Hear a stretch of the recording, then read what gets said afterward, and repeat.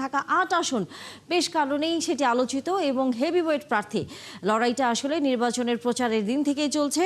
সেই হেভিওয়েট প্রার্থীর আসনের খবর নিয়ে আমাদের সহকর্মী মাহিলা ইসলাম যুক্ত হয়েছেন। আমরা আশা করি মাহিলা ইসলামকে আমরা সংযুক্ত করতে পেরেছি এবং একই সাথে দর্শক আপনারা যদি আপনাদেরকে বলি যে আমাদের সহকর্মীরাও বিভিন্ন কেন্দ্র থেকে খবর জানাচ্ছিলেন। মাহিলা, আশা করি আপনি আমাকে শুনতে পাচ্ছেন। আপনার পেছনে আমরা দেখছি নারী ভোটারদের বেশ উপস্থিতি, যেটি অন্যান্য কেন্দ্রে আসলে একটু আমরা এখন পর্যন্ত তেমন চোখে পড়েনি। আপনার মাধ্যমে নারী ভোটারদের উপস্থিতির খবর জানার পাশাপাশি এই ভোট কেন্দ্রের খবরও আসলে আমরা জানতে চাই। আপনাকে ধন্যবাদ।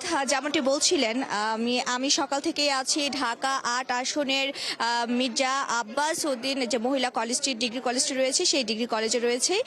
এখানে আসলে মির্জা আব্বাস যে ধানের শীষের প্রতীকের যে প্রার্থী, তার স্ত্রী আফরোজা আব্বাস এবং মহিলা দলের যে সভাপতি, তিনি ইতিমধ্যে এখানে ভোট দিতে এসেছেন। একটু যদি দেখায় এখানকার পরিবেশটি, যে এখানে আসলে সকাল থেকেই যেমন পুরুষ ভোটার ঠিক তেমনই নারী ভোটারদের উপস্থিতি বেশ চোখে পড়ার মতো এবং তারা বেশ উচ্ছ্বসিত। নানা শঙ্কা এবং আশঙ্কা কাটিয়ে এই প্রায় 17 বছর পরে এখানে সবাই ভোট দিতে এসেছেন এবং যাদের সাথে কথা বলেছি অধিকাংশ ভোটাররাই কিন্তু বলছেন যে এত বছর তারা ভোট দেয়নি।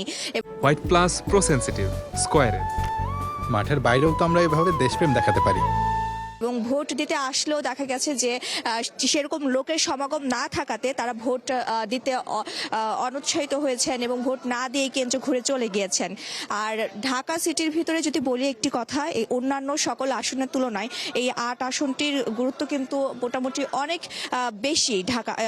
আর এখানে প্রতিদ্বন্দ্বী প্রায় মির্জা আব্বাসের প্রতিদ্বন্দ্বী যদি আরও 9 জন রয়েছে স্বতন্ত্র প্রার্থী সহ, তবুও একটা কথা বলা যায় যে এখানে দিন শেষে ধানের শীষ এবং শাপলাকলির একটি বেশ জোরালো একটি প্রতিদ্বন্দ্বিতা রয়েছে। এবং গতকাল আপনাকে আরেকটি কথা বলে রাখতে চাই, গতকাল রাতেই কিন্তু এই আসনে ধানের শীষের যে প্রার্থী মির্জা আব্বাস, তিনি কিন্তু একটি সংবাদ সম্মেলন করেছিলেন এবং সেই সংবাদ সম্মেলনে কিন্তু তিনি আশঙ্কিত হয়েছিলেন যে ভোট কেন্দ্র দখল করে নিয়ে যাওয়ার বিষয়টি।